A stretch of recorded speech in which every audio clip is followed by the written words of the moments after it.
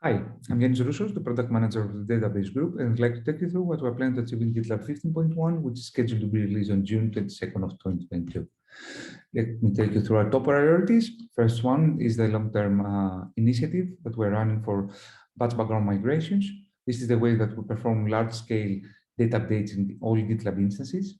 So for a while now, for a few years now, in GitLab, we have extended the way that the Rails applications perform large-scale data updates by allowing them to be scheduled and executed asynchronously on the background.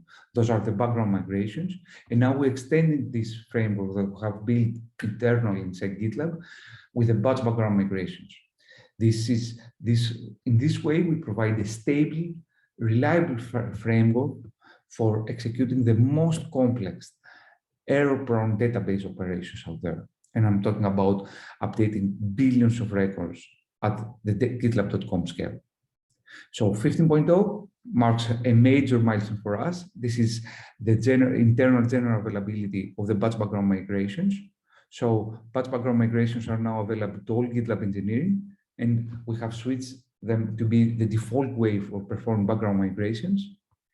We expect this to be a major milestone so that it will help with the stability, availability, and reliability of large and small instances out there, and will also help a lot with those operations to be performed as seamlessly and as quickly as possible.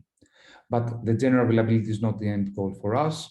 We have to keep on fixing issues that we are finding, adding more features, making the whole process more stable and seamless, and auto-tuning for self-managed instances and all. So we will keep on our work on the batch background migrations for 15.1 and for a few more releases that will follow.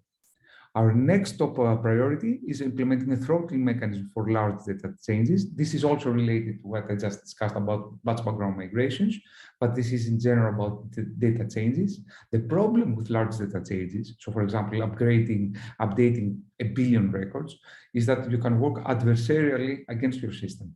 If you go too fast or update too many things, you can put too much pressure on your system.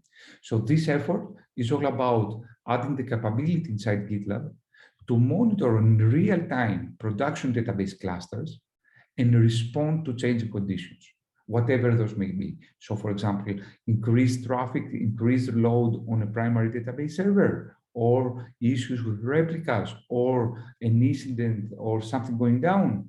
We want to add the capability to monitor for those problems, have the early warnings, and the mechanisms so that we can respond to those issues by, for example, throttling down the rate of data changes, of data updates, or even pausing those updates if necessary. And our final top priority is the automated database testing using production clones. So this is also a very major milestone for us. In 15.0, we finished and we have released full support for background migrations. This is also related to what I was discussing. So we fully test now all regular background migrations and batch background migrations against a production clone, a clone of a production database of GitLab.com. And this is super major for us. So after working on this project for more than a year, we now cover and we're testing against all types of database migrations. So we cover 100% of all scheduled database updates right now.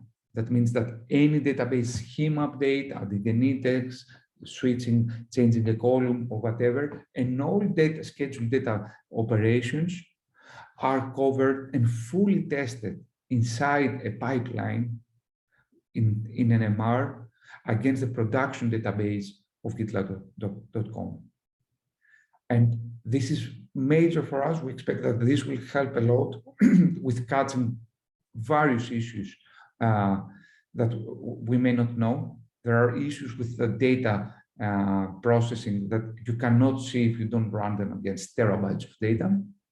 And this is our way. So we're helping the world to shift left their ability to test code or whatever. And we're doing the same inside GitLab by shifting left our ability to test and catch database-related issues. But this is, of course, not the end for us, even though we reach our major goal here. We are now expanding our scope, and we want to also do automated query analysis inside merge requests internally for GitLab updates. That means that we want to also start automatically testing for regular queries or updates that result from user interactions, not scheduled large updates. So it's like a user visiting a page that generates a few queries, or adding a comment, or changing the label. That will help us find and test and refine all types of queries that can cause performance issues on a GitLab instance. They cannot cause as major problems as a huge data migration, but they affect every single interaction of a GitLab user, and we want to go towards full coverage of all types of database operations with this effort. So this will be the start of this new expanded initiative. This is a very difficult problem because when we generate queries have parameters. The parameters depend on the data that we have stored, and there are many permutations for a query. So think about something that like searches over issues. You can change the group, the project, the issue, other parameters. If you multiply them, you can generate a lot of different queries given a query template.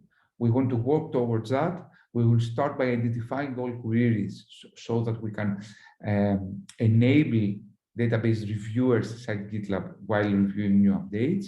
And then we will try to find ways to generalize those query templates and automatically test against a production database. This is, I'm very excited about this. This will increase our coverage and increase the availability and reliability of GitLab.com and all GitLab instances out there from large to small. That's it for 15.1. Thank you for watching, and talk to you next milestone.